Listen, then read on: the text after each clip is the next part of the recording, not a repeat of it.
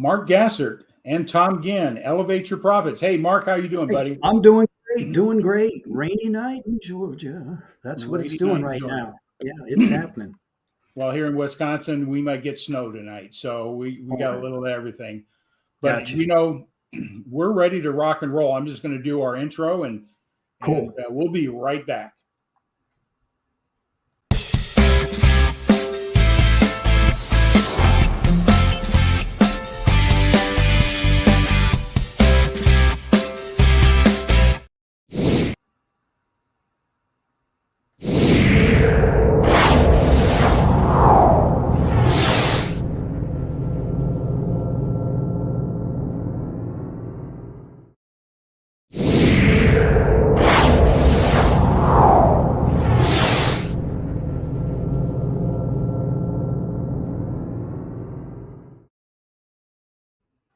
Mark, I can't help myself with that one. The loop. The loop, the, the the loop. loop, man. The loop just keeps like bringing it in, bringing it in, bringing it in. You know, I just want to recognize our two sponsors that we have.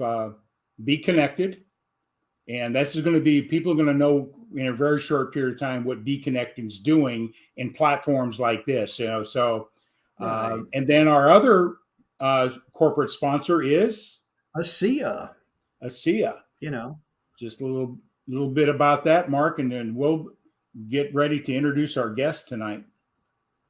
you know. Just wanted to say real quick hello. Hey, look at that. Robert Brooker jumped right on there. Greetings. Hey, Robert, what's up? And I'm looking forward to your comments tonight. But before you get into your guest here, you mentioned about ASEA. I kiddingly say this all the time. How's your cellular health? And, it's a great product. It's a great lifestyle if you choose it. I mean, what they offer. And since I've been, involved in taking that product, I've noticed some things about me and how things are rocking and rolling down the choo-choo track, so to speak. I don't get as tired. And um, yesterday was another grind. I had to drive to Birmingham, Alabama, of all places. And I'm just going to say this, Tom, real quick, for all you folks that are Alabama fans, sorry, you're not going to be there, but I had to listen to it all day Saturday. But those things do happen. I'm really looking forward to tonight's guest, though. And Yeah. Wes Wyatt saying hello as well. Look at this. All right, we got some pretty significant people Yeah, popping in absolutely. here. Thank you, gentlemen, for hopping on board. Beautiful. Yeah, and I think you guys, stay on here tonight. Our guest tonight is pretty dynamic, and we've got something that will help every business person. But before we bring our guest tonight, just the whole premise of this whole platform is to help that person that maybe is aspiring to go into business, that solopreneur, the entrepreneur, the small business person. I've been in business for myself since 1983, so I'll date myself a little bit.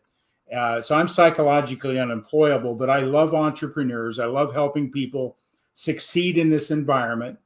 And, you mentioned something, many times people out here promoting business, how to be successful, they focus on the end result, money and outcomes and all that. But going back to our ASEA, without our health, we have no wealth, no quality of life. So I just want to put that in there.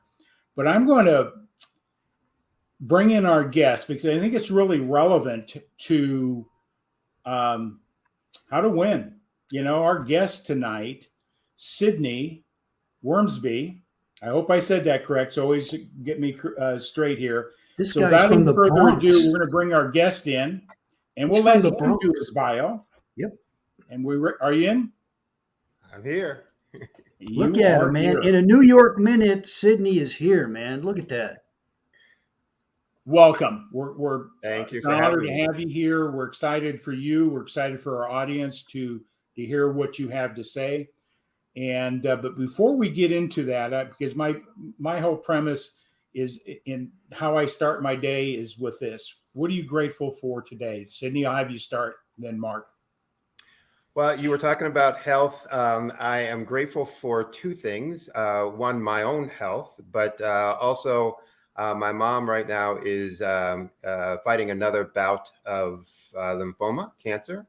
And she did well with the first round, actually about a year ago, but it made a recurrence. But she's doing very well with the treatments, and I'm very thankful about that. So thanks for the opportunity to even let me talk about that. So thank you. Well, our prayers will be out there for recovery and those type of things. So, Mark, what are you grateful for today? Well, I'm going to kind of piggyback on that. Grateful as I was meeting family and friends at this gathering in Birmingham. My wife is a cancer survivor, knock on wood, and so far so good. Everything's rocking and rolling. So very grateful for that. And life is too short. Let me tell you. I think everybody, the older I get, you just start appreciating a lot more, and you're grateful. And I'm glad to be here because some of my friends are no longer here, just like you, Tom, and probably even Sidney. It's just the nature of the beast that we deal with day in and day out. Yeah. That's one of the principles. We hear it all the time, but being grateful, it changes everything. It changes your perspective, no matter what's going on in our life. If we go to that state of gratitude and appreciation and thankfulness, it just gives us a different perspective, no matter what's going on. And so I'm so grateful for this very moment, because this moment's the most valuable time I have. So what I do with it is going to dictate what happens in the future. And that's how I approach gratitude. So, well, Sidney, it's all yours, my friend. We always like to, have everybody share where you're from, a little bit of your background, your journey to what we're going to talk about tonight. And that always leads your why and your story. So, okay. Well, I think you mentioned that I was from the Bronx. Boy, the people in Brooklyn would really be mad because I'm from Brooklyn. Oh, okay. I'm sorry. And actually, I shouldn't say I'm not from Brooklyn. I live in Brooklyn. Okay. So I'm not from anywhere particularly. I'm a military brat. My dad was in the Air Force career, so we moved around a lot. That informs your personality a lot. You either end up loving moving and uncertainty, or you end up creating nothing but stability and certainty in your life when you're a military brat. So I've moved around a lot, ever since, in my adult years, from undergrad and grad school to my work experiences, et cetera. But I have both a technical undergrad and an MBA, and have always been interested in business and making things. Was in the corporate structure and corporate life for the first half of my career, working for the JP Morgan Chases, the Citigroups, the meat corporations, the international papers, the Pepsis, et cetera, running businesses for them, but left that to go work on my own. Wanted to, have my own company, do my own thing, apply the values and beliefs that I had about a business in my own structure. So I did that in addition to coaching and consulting other companies, and also an adjunct professor. Just really love teaching, coaching, helping folks out. And you asked, why do I do what I do? It's really that, wanting to make a difference. So, I decided to, go from the entrepreneur and running my own businesses to really strictly helping those who didn't always have the opportunities to, have a consultant with my background and experiences to help and guide them. And I really wanted to work with, those kinds of folks. So small, mid-sized businesses who are trying to start up, trying to do something big, and wanted to help them make a difference in the world, and me help make a difference in, their journey. So that's what I do. That's more why I do what I do, and how I kind of get started into this. I was just in, and I appreciate that. I think, when you look at people like Simon Sinek, there's a lot of people that show people how to do things in business, right? Mm-hmm. And some of them have credibility. Some are, everything in between. So of giving false information out there to those who are really doing it. People really appreciate why you do what you do more so than what you do, because that's the difference, in my opinion, is that you're out there with a mission and a purpose, and you'll draw the right type of person. And that's, Right. I believe, the differentiation in business, when people resonate with your purpose in life and purpose in business. I'm going to ask you this question. I went to your website to put your profile up, and I think we'll just sort of start with this. It's a pretty bold statement. So, and I appreciate that. It says, your goal is straightforward: to help serious businesses and owners generate more clients, which is a good thing, and more sales, and increase their overall revenue and profits quickly and inexpensively. Mm-hmm. If you're interested, this is what I got here. This got my attention. If you're interested in adding an extra $500,000 to your bottom line, how can you help me? Okay. So that I have to say that, that got my attention. One of the things, I make several bold claims, but they're really all the same. One bold claim I make is I can find any business $100,000 or more of improvement in 45 minutes or less. Another bold claim is, you give me 10 minutes, I can show you how to double your profits. The claim there about the 500,000 more to your business, it all comes from the same process. So there's an old principle, Pareto principle, that was created by a 19th century accountant in Italy, that we know as the 80-20 rule, that just says 80% of outcomes are determined by 20% of our actions or activities. And I call that the trivial many versus the vital few, right? So in business, often we're working on the trivial many, the things that are, they're important, or they're necessary, but they're not critical to growth and success. And so I told you I was a geeky techie person, from undergrad. There's a process called experimental design, where you actually figure out what are the critical few. And one of the things that I'm doing with this process is narrowing down what are the critical few things that drive sales growth and profit growth. And I focus on those things and those things alone. But the important thing to know and understand is that they can lead to explosive growth because they are so impactful. And so I can make that claim because I know that's, the result of the kinds of things that we do. And it's not like I am so wise that nobody else knows this stuff. It's really about, do you focus your activities and your energies on these things, and not get, wrapped up in those trivial many. Somebody else in your business needs to work on some of those things. Some of those things need to go away. But as the entrepreneur and the head of the business, you need to make sure, the old saying, you're working on your business, and working on your business is, focusing on these core critical things. So there's 5 categories of items. The first part of my work is really 12 strategies within those 5 categories of items. And then, we can expand that from there to get in more granular detail, within the work that I do with folks. But that's what leads to that explosive growth. And it can happen very quickly with minor procedural changes. That's why I talk about no cost or low cost, because it's really about process. And if you have good process, you'll get great results. If you have bad process, you get poor results. And so it's about making those changes to the ways that you do things, so that it will create good behaviors within your organization that leads to explosive growth in revenue and in profits. You're saying, and Mark, you can jump in here as Sure. well. Being in this business around other business leaders, I see this as and tell me if I hit the head on the nail, is a lot of people are working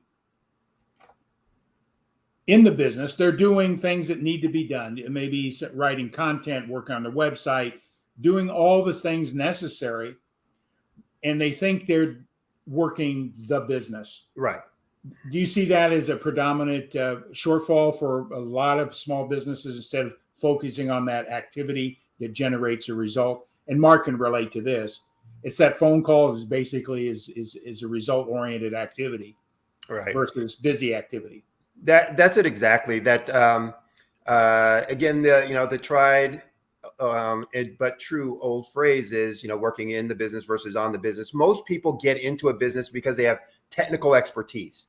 I don't care whether you're a plumber, a contractor, an accountant, you name it. You get into it because you've got an expertise in that. You've got technical expertise, and you want to put that into use, for your, economic benefit.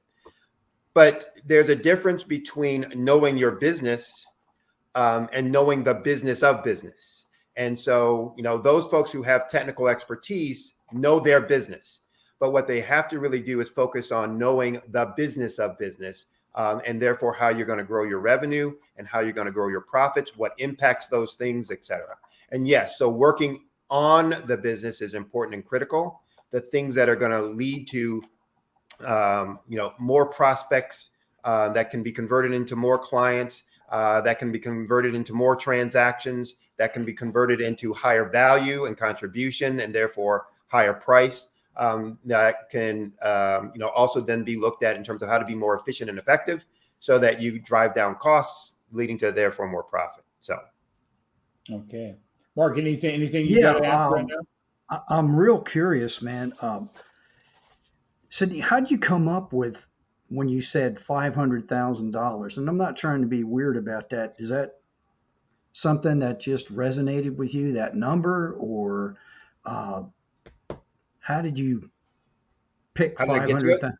Yeah. Yeah, it's not, magical or, precision. It's more of helping people understand it doesn't have to be small.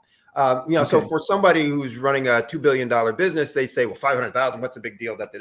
Right. But most of the folks I'm talking to aren't running $2 billion businesses. And I intentionally decided I didn't want to work for and consult or coach large businesses. I wanted Gotcha. small and mid-size. So we're talking about people who probably have, annual revenues from 10 to 20,000, 100,000, Right. maybe $1.5 million. And, that number is, now a big significant number. The reality is it can be much greater than that. But trying to get them to look at, something grander, bigger, a quantum leap change, not an incremental change. I used to work for Pepsi. I mentioned that earlier. And, one of the CEOs back in the day gave this talk, to the senior leadership about change, and talked about, small change to small things, small change, big change, small things, big things. And I'm not going to go through the whole thing, but the whole idea is you got to work on big changes to big things to have, kind of stair step, improvement in your business and quantum growth. So it's looking at those kinds of things. What are the big changes to big things? These, trivial, the critical few. What are the big changes to those critical few that are going to lead to explosive growth? Wow. Okay. And my other question was, can you share with us what you like most about what it is that you offer people, and your, whether it's your e-learning marketing system, and do you get an opportunity? I know you use this type of platform. Do you ever get an opportunity to go face to face with people? I'm sure you do. I mean, yeah, actually, I love doing workshops and seminars. So Mhm. as I said before, I love coaching and teaching. So I get a kick out of being able to help someone else, achieve their ultimate goal, mission, objective, et cetera. And, working through with them about, what are you trying to do? And here's how to. So yeah, I do workshops, I do seminars, I do them virtually, I do them in person. And then my coaching is, preferably one-on-one. I do group coaching, and then I, provide info and training on my website. for people who want to do it on their own. But my preference, always is to be working engaged with folks, to kind of be that guide, that coach, that mentor of here's how you get, to what you're looking, to do or where you're wanting to be. Awesome. Thank That you for answer the sharing. question? No, absolutely. No, Okay. that was great. So you're working the space that Mark and I like working in, because we've been there and I've been there. And in your platform, because I come from a space of understanding the outcome you seek at an emotional level. Mm-hmm. How much do you work with somebody on the mind side of a clear vision of what that outcome is before that 500,000? Let's say a guy's out there, he's making 60, 70, 80,000 in his business. It doesn't even cover the cost of, some overhead and that type of thing. So he's just getting by, right? Right. So now you got to get them to think. And I remember when Bob Proctor said to me, I went to meet with him with my business plan to become a consultant for PGI. And he looked at my business plan and he was asking me questions, and I didn't really understand what the purpose of the question. And then he abruptly put down my business plan. I got it up here still with the tabs in it, all my vision, mission statement, marketing strategies, numbers. I mean, I could take it to a bank. I've been in business since '83. So I have a good understanding of structure and processes in that. But my goal was a big income objective. Mm-hmm. And what do you find with a lot of people? Because he said to me, Tom, I can give you the best business plans in the world. I can give you Bill Gates' business plan and it won't work for you. And I said, what do you mean by that, Bob? He says, what's the most you've ever made? And he says, because your paradigm is your paradigm, what you've made in the past. I've made pretty good money, but it wasn't to that extent. Right. So where do you find getting people I'm in a long story here. I'm just like Ben Gay right now. So what do you work with somebody to get them to believe that they're worthy of it? Because they believe people have to have a self-image and a belief system in relationship to the outcome they have. Otherwise, they'll stay stuck. They'll stay in that conformity, that normal Absolutely. Place. So if you can't see it, you can't achieve it kind of deal. So much of it is a mindset change, but I start actually in a category that I call market dominating position. So differentiation, to use traditional marketing terms, it's differentiation. What makes you different, from everyone else in your space, in ways that the client or customer would understand and appreciate. So a lot of folks will start with the tried and true. I've been in the business for 20 years. So can everyone else say that? Even if it's a lie, they can say it. So what makes you different? We've got the best people. Everybody's going to say that. So what makes you different? So it's really understanding what it is that the client or customer has as a pain point and what makes you different relative to that pain point. And one of the things most people don't understand is what is their value. That's just in life in general, that carries over to business. So they don't know what makes them unique and great. And if you don't know what makes you unique and great, how are you going to create a business that's unique and great with whatever service that you're offering? So part of what I do, first, and I always, if it's a startup, I always work with that section. If it's a, going concern, I always start on cost cutting, first. So that they can see that change is possible, and change is possible very quickly, and big change is possible very quickly. But then we'll move into this market dominating position piece to help people see what really makes them valuable. And I was two new clients that I started working with, which startups kind of illustrate that. There was an individual who was making craft kind of items, candles, flower arrangements, et cetera, et cetera. And I saw their stuff at a festival and really went over to talk with them because they were in the segment that, I like to, work with, women, minority, entrepreneurs, as well as, folks who are, really not from that space, not from the, large corporation space, who are trying to, build themselves up. And so I just went over to ask what's going on. What are you doing? How'd you get involved in this? And she had such a diverse set of products. I kept saying, how did you come up with this connection? And, she was, talking about stuff. And I'm like, this is not making sense. You don't have this kind of very different product set without some basis and reason behind it. I ended up spending, she invited me to, come to her workshop, see what she was doing. I offered to, do her an assessment for free because I was really curious about this. And in doing that, I'm talking to her for almost 2 hours before it finally came out that everything that she was involved with came from family recipes that had been handed down to her by, her mom, her dad, her ancestors, all using all natural stuff. And I said, this is what makes you different.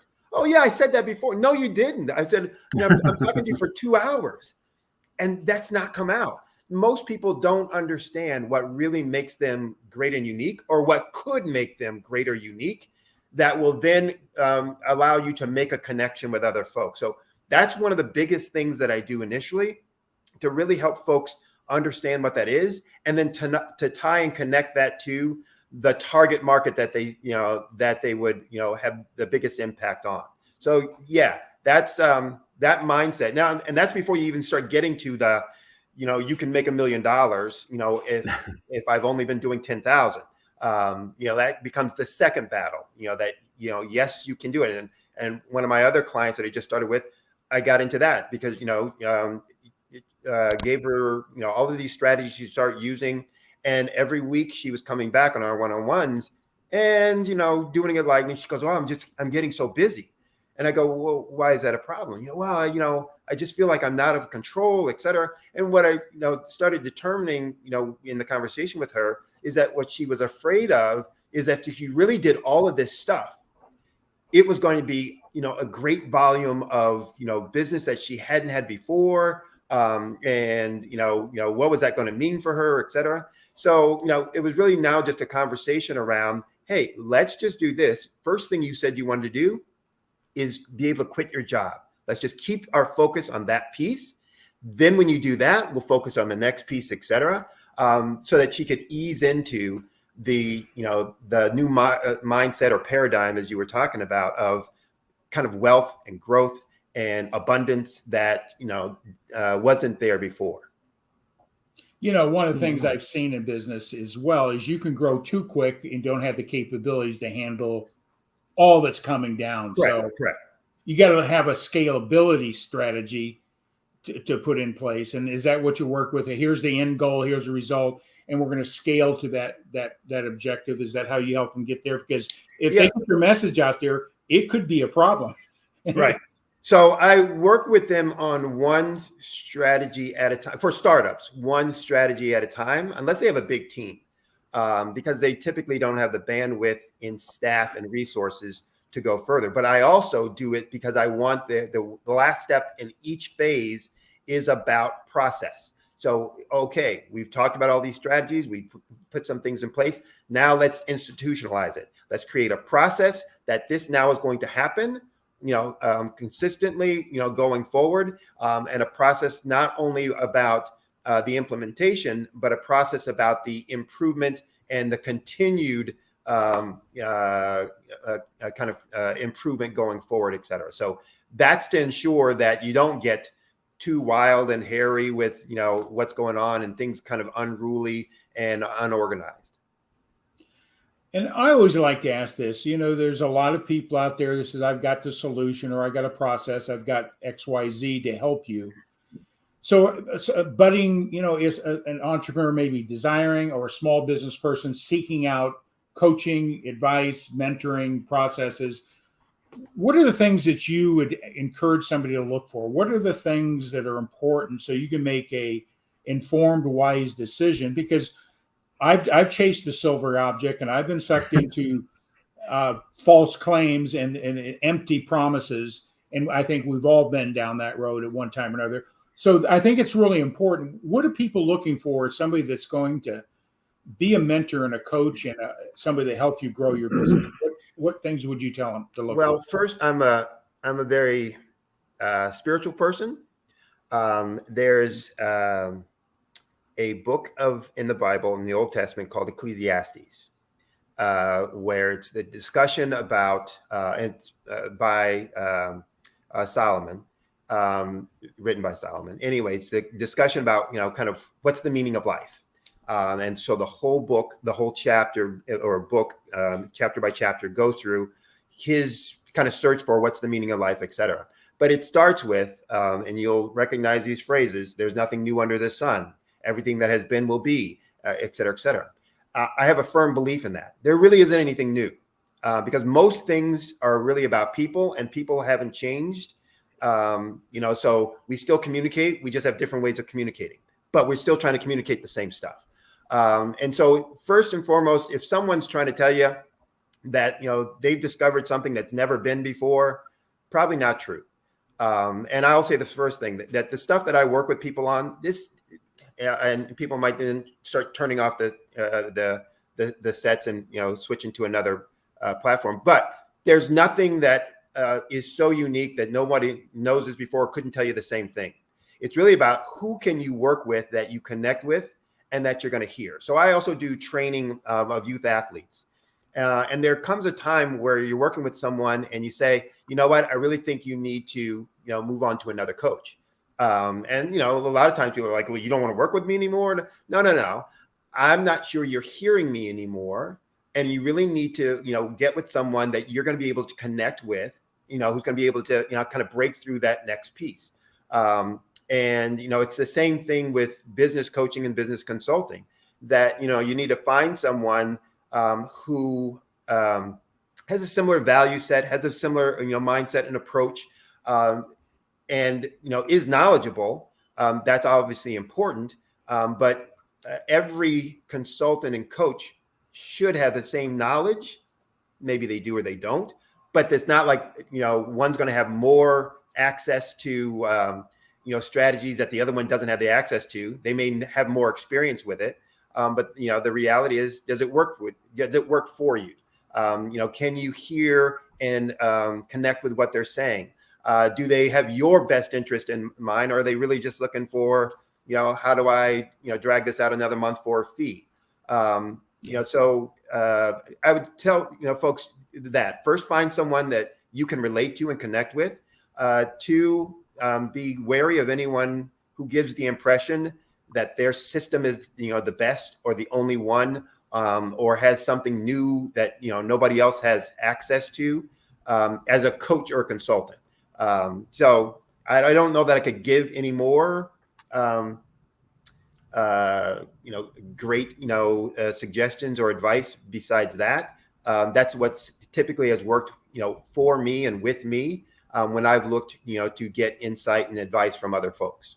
You hit it the way I was hoping you would. I figured you would. Yeah. It's just your how you communicate, and that's like my coaching business. I can get people to where I'm at, but I'm not going to promise I can take them someplace they've never been before. And Right. Unfortunately, a lot of people do that. So I know what draws to me. I can get people to where I'm at, but and hopefully we'll continue relation. As I grow, we can grow together. Right. We're talking from the personal development side on business. You need to learn to have the handoff and get our egos out of the way. Say, listen, I'm not the guy for it. I got you to here. Right. But you need to go see Sidney. You need to go see so-and-so. I Right. believe they can take you to the next step. And I think that's where that relationship is authentic, true. Right. And people will respect that and say, great. And then they'll refer you because you didn't give them the pie in the sky thing. But people still have to take responsibility for what they do in your coaching, right? I mean, Yeah, absolutely. Yeah. And I have, as the phrase goes, I've quit some customers because they weren't committed to implementing the things that, I was talking about. There's a client of mine that had 20 some franchise restaurants. And I, had to go to him one day and just say, I'm not sure this is in your best interest. I'd love to keep taking a fee, but I don't think you're listening to me. And if you're not listening to me and putting these things in place, I think you're wasting your money and quite frankly, my time. Other people will need it, and et cetera. And you have those, I mean, you say it very kind and diplomatically, et cetera, but you have to have those very direct conversations. Are you committed to this? I'm committed to you to help you get where you want to go. It's not going to be my goal and objective. So when I'm working with someone, I'm not telling them what they should be working towards, or what they should be trying to get as, revenue income. I ask them, what is it you want to do? Where is it you want to get to? Why do you want to get there? Why is that important to you? How did you come to that? So I really want to understand all those kinds of things. And then I say, okay, if that's what you want, let me talk to you about where you are. What's, the hold up and obstacles to getting you there. And let me give you some strategies on how to improve and to move towards that goal. I'm not going to push them for something that, it's my goal. And it's like, if that were my business and that would be my goal, that's one thing. It's not my business. And therefore my goals, aren't important and don't matter. Yeah. I was looking at your website and I pulled some things up. I'm going to, you offer free expert advice, right? So somebody can contact you on your website, solutionswithresults.com, and you have a tab, ask for a solution. So you offer that relationship building, answer some questions and build some trust. So what if I was to contact you, how would that look? How would, if you ask if you ask me the question? Yeah, ask Sidney. What would that, right. what would that look like? So that's basically someone who's dealing with a problem in their business that they're not quite sure, how do I deal with this? It could be something strategic, a compensation issue, an HR policy issue, a recruiting problem. It could be something in their financials. I make, a gazillion $1 million in revenue, but, I lose a gazillion $1 million in net income. Why is that? So it can be anything. I look at all of those things as part of my, I want to make a difference and I want to help people out. And it's also, quite frankly, it's how people make buying decisions as well. That most, and I talk about this when I'm working with folks, most people are not now buyers, or what I call now buyers. Most people aren't looking to buy stuff, boom, boom, boom, boom, boom, right now, every day. And whatever it is you have as a business, most people aren't looking to buy it today. And so what are you going to do with all those folks who aren't? And how do you stay engaged? You just ignore them. So it's really also about building relationships that just says, hey, I know you're not interested now, but at some point you will be. And I want to build a relationship so that you feel comfortable coming to me. And so I offer a lot of free training on my website, free answers on my website, free tutorials, etc. When I do workshops and webinars, those are free. I don't charge for them. It's really just about, providing people information so that they can get to know who I am and how I do things. And when they are ready, and even when they're coming to my site and I'm, sending them out, some of my blogs or, articles, etc. It's really trying to understand what's important for them, or to give them things that I think are, useful for people who are trying to kind of build their business, so that when they get to a point where they are interested, or, in seeking my assistance, that they have some comfort level with me. They know my approach, and they're a lot more receptive to the ideas, because they say, I keep coming to this guy and taking his information because I like the way, he presents it, or it resonates with me, or I connect with that. So the relationship works that much better. So anybody can, send me, well, first they can go to my site and get free stuff without ever talking to me. And they can go and ask a question about anything that's relevant to their business or their business situation, and I will respond and answer to that.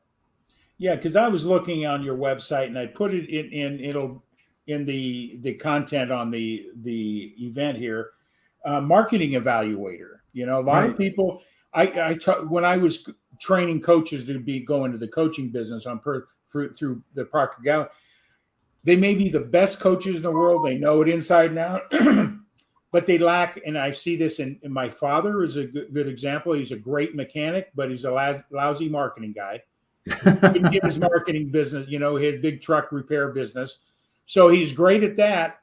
But I tell people the most important thing you learn is marketing and learn how to close the sale. Right. So Yeah. everything else will fall in place. Your expertise, will manifest itself. But if you can't market, so what do you do in your marketing evaluation? What help people better understand where they're at? Or Yeah. So it's an assessment of where they're at in their marketing process and messaging. And it's self-assessment. So it's not me telling them what it is. It's them trying to assess where they are. And based on that, what help they might need, or what things they might need to work on. It goes through, several categories. And again, the idea is to kind of be introspective. Let me look at what I'm doing, what we're doing, and, how do I feel about that, et cetera. So. Okay. Because I think that's key is how do you get your message out there that will resonate with your avatar, your ideal client. Right. I hear this all the time. Somebody has a business, they want to provide that solution to everybody, and that it's impossible. Now, remember when I was talking about that market dominating position? That one of the outcomes of that segment and process is to identify who really is your target, who wants this, whose problem is being solved by that. So I always talk about, general marketing strategy is about every customer, client, prospect, is having a conversation in their own head about one of two things: some problem that they have that they don't want, or some benefit that they want that they don't have. And you've got to understand, based on that, what do I offer that will either solve that problem that they have that they don't want, or provide that benefit that they want that they don't have. And that then informs your marketing message. Here's what I'm going to say. And then it's about, where do I say that? And how frequently can I say that? So you in what industries do you prefer working with? Is there anyone specific? Or I know you mentioned the solopreneur, the budding entrepreneur, small businesses. Is there any one specific business demographic or niche you really can bring the greatest value? I like working with all industries. So that's one thing. And that comes from my, career background, so I was in, food retail. I was in food and beverage. I was in financial services. I was in manufacturing, blah, blah, blah. So I like that diversity of kind of problem and, kind of environment. But business is business. And so I feel comfortable going from any one of those industries and segments, no problem. I also have, all my career been in startups and turnarounds. So I don't have a preference of one versus the other. It's really about finding those folks who are really interested in changing where they are and going somewhere different. So I always talk about no change ever happens until you finally say enough. And I don't care what you're talking about, personal life, private life, business life, et cetera. No change happens until you say enough. And I'm looking for, to work with those folks who said enough. I want it to be different. I just don't know how. Or I don't have enough resources to get there. And I want to work with those folks and provide some of those resources and some of that guidance on getting them to, the change that they're looking for. Yeah, that's a great point. I think that's when people are willing to make a change I used to call it when you're sick and tired of being sick and tired. Yeah, absolutely. That's it. So hopefully though, that we don't get to that point. I think that's something, that's where a lot of people, they get to that point and then they say they still want to pursue that. And then they jump out of that situation. Hopefully we can get them to not that point, that they're clear what they want. They need some guidance so they don't get to that panic stage or that place of maybe no return. And again, it's the enough means I'm not going to settle for this anymore. Settle. This is not okay. This is not acceptable, etc. So I don't mean it in the frustration. Oh, enough! It's more of the hey, this is not acceptable to me, and therefore I want to change. And let me figure out, understand how to make that change to get to where I want to be. Wonderful. I have to ask. One of the things our program, we never have enough time. That's because we can get off into, and I think the whole purpose of what we're doing here is to get people to know you. The most important thing. Right. We have many of our guests come back several times, and we just want to extend that invitation. So maybe we can dive a little bit deeper into some very specifics to help those that are following us or looking for solutions. So I'll let you know that that's our objective when we bring people on. And Sidney, I really appreciate, I know Mark's got some dancing engagements. No, I'm fine. I got to ask this question though. Two things. When you were consulting with that lady at the craft, she had various, and then you got into the recipe and they were handed down. Did she take your advice? Can you just shed some light? What's going on with that? Is it working or? It is working, but I think she's got a second issue similar to the other one I was talking about of, the mindset about, abundance, et cetera. But it was interesting that right after I had that conversation with her, again, I'm in her shop, which is a combination production shop and retail, place. And some customers come in and she starts then giving the spiel that I just gave her about this could be your pitch. And so it was great to see because it's like, she embraced it, at that point, so good. She's open to all of those things. She's a little bit, what's the word? She's a little bit scared, I think, of what that's going to mean and where am I going to get to. But it's fun watching her implement some of the stuff and then have the light bulbs come on when we start talking about specific strategies. And she'll say, I never even thought about that. And it's like, well, that's okay that you never thought about it. But what do you think about it? And how would that work? And, how does that fit with you, et cetera, et cetera. And she starts implementing those things and starts seeing some, benefit and impact. So you keep doing those incremental things in specific areas in a very targeted way until they look up one day and they go, wow, I'm a long way from where I started. Right. That's awesome. I awesome. think that what you just said there is so important. I remember working with Sandy Gallagher, Bob Proctor's partner. I don't know if you know anything about her story. She says a lot of times people get success when we're talking business with some sort of tangible end result. And real success is who you become along the way, because you got to get better yourself in increments, personally, processes, learning, trial and error. That didn't work. How can I don't say, what could I do better? I always say, what can you do differently? Because when you say better, you're feeding your mind with negative. What could you do differently to get the result you say? So success is who you become along the way. Right. And that's personally as well as in business. Would you agree? Absolutely. You are the sum of your experiences. And so whether that was a success by whatever definition you say success, or a failure by whatever definition you have for failure, it informs you as to who you are and what you'll become, what you have become, and is useful. So I had a business that failed at one point, and boy, what I learned from that was like, in a very specific key area that now every time I'm working with a client who has that issue, I'm going, look, I was there. Here's what that meant. Here's what you can do. Here's some options and strategies. And I wish I had known that when I was in that situation and scenario. Right. So you now know it because I didn't know it then.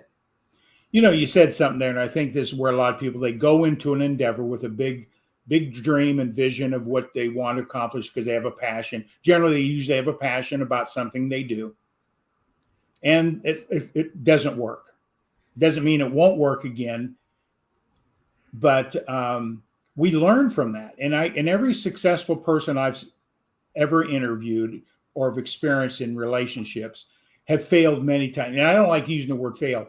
Fell short of the objective, and they started over or started something different. So that's how you grow. Right.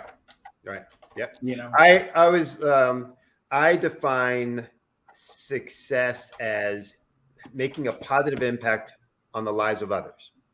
So whatever I'm doing, I'm successful if I made a positive impact on the lives of others. And even in that business that I told you that failed, there were four folks from that who still stay in contact with me today, who are under my, tutelage, supervision, et cetera, who talk about what they learned from me in that role that now has them being successful in their careers, et cetera. So I could look at that thing as, oh my gosh, that was a business that didn't, wasn't successful, et cetera. Right. But, for those four folks, that they were, glad to have been interacting with me, during that time because of what they learned, et cetera. So, be careful of, like you said, how you define, success or failure. It's not necessarily about, did I achieve the objective that I initially sought and set? It's more about, did I make positive impact? Did I move the needle? And, what ways can I move it further, farther, faster next time? And you work on that. You change that. Here's what I control. Here's what I don't control. Wonderful. Mark, do you have anything you'd like? I don't, man. I've enjoyed listening to you. I just wanted to say I can tell that you're a very successful coach, and I didn't get into it tonight. We can do it another time. You said you also work with youth athletes, and that's something near and dear to my heart. And you bring it from the heart. I can tell that you care. I think regardless of the business plan, the acumens, all the buzzwords out there, the one thing I notice about you is you realize you're dealing with mammals, people, face to face, and you keep that out there in the forefront. Like when you share your stories, like you were explaining, I've been there, I've been through this, and you had a business that failed. And I think that's great. And here you are doing what you're doing. And, when people see that and they pull back the layers and see the real you, I'd listen to you. I mean, you'd have to be crazy. No, you'd have to be crazy not to, so. Well, I appreciate I'm putting up some websites here for people. I noticed on your website the resources, a download book, the marketing evaluation, all these things. I just encourage people to go to the website, see what the value he brings. People say, how does free make you money?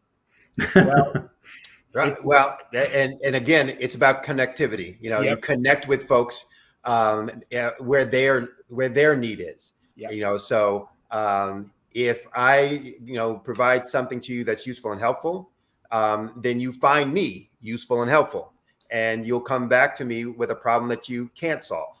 I'm trying to give you information for the things that, hey, if you can solve it, here's some information. It's just information. Doesn't cost me anything. So, here it is. If you get to a point where you don't know how to, now that this other person has been useful and, provided value to you at, no cost and no risk. And hopefully, you will continue to find me valuable and be connected to me in the way that I do things. So, well, really where I was going with that, Sidney, that was a great response, is that going to your website, you're giving the examples of things people could look at to bring that value, to build that trust and those things necessary. That's where I was leading to, because your website and what you offer is a plethora of resources. And I know what you give out in this world comes back to you in multiple ways. So that's what I wanted to allude to, is that your website is a giving website. I would come back to your site and continue to engage with it. And, I think that's what the part of the giving is. And I just want to let you know, you're giving a wealth of giving to help somebody win. So, thank you. Yeah. So, well, Mark, anything else? Well, that's it. As you were talking, that's what I was doing, is looking at his website. He's got It's awesome. Recent post. I love that. Kickstart your marketing. Stop wasting your resources. Educate your customers. Lessons I've learned from Paris Hilton. And then he goes into all the different categories. No, I think that's great. Target marketing, startup, small business, promotion, education, client retention. It's all good stuff. Yeah, you gotta get folks. I'm going to be doing some articles on recession. Strategies, effective strategies to a recession. The most powerful question in the world starts with 2 words. What are those 2 words? So I'll be doing those. But the idea is to get people to start thinking and looking at kind of everyday stuff that in different ways that can help you start applying that to your business and moving forward. Right. Well, Sidney, we're going to put you in the green room under negotiation. We got those M&Ms for you. But hold tight, my friend. Mark and I are going to wrap it up, and we will most certainly like to have you back. Absolutely. Yeah. More than interested. Yeah. More than happy to. I've enjoyed it a lot. Yeah. Okay. So enjoy those M&Ms. Hold tight. All right. Okay. Thank you. That's what I love about what we do and the people we meet that are out there. We got a lot of people out there, the guru names and that, but people like Sidney bring so much value. Right. And do you like me? Do you trust me? Those type of things. That's the type of trust, help, and care. He truly emulates all 3. Yeah. There's no doubt about it. Well, Mark, I know you got a dancing engagement. Well, it's actually a Christmas party. So it's a Christmas party of people in our dance group or club we do this once a year, but there are some positives about it since it is that time of year. There are gifts and things that are bestowed upon those that are less fortunate of us. And we all kind of kick in and contribute and as we're talking about elevate your profits, I know Christmas tugs on everybody's heart because there are people, like I said, they're no longer here that I knew, and things are constantly changing at light speed because of what we do in the world today. But, try and, reach out to people, this time of year and be a little bit more cognizant and sensitive as to where they're coming from. Yeah. Because there are some people hurting out there. Yeah. Well, Mark, I wish you, those that are watching, I just want to thank all those that had jumped in tonight. I just saw the numbers bouncing all over tonight. Oh, yeah. And then I couldn't bring up all the comments on. That's Robert okay. But thanks for showing up. Share this out there with your colleagues and friends. We never know who we're going to touch, right, Mark? Absolutely. And if we don't have an opportunity to connect on next week interview, I want to wish everybody a Merry Christmas because we're at that time of year where can you believe that we are here? Like I was just looking at this, Tom, real quick. Here it is, 2022. And it's like December 5th. And this is crazy. I mean, you're talking about next week and we're at the 12th, the week of the 12th. And then, you know what? People are in that Christmas mode. And I'm just going to make an announcement for those that our next guest, Jeffrey Wolf. All right. Him down at the Rami El Batwari's foundation meeting, a wonderful business guy. And then the great Scott Schilling. And then the following week, we're interviewing Raja, and an amazing story about his journey going into business. So we're going to have some really powerful guests, just like we had tonight. So in closing, you want to wrap her down? Thank you, everybody. Enjoy your evening. We'll see you next Monday. And, I'll try not to break a leg out there on the floor tonight. I'm going to have fun. All right, bud. We're out.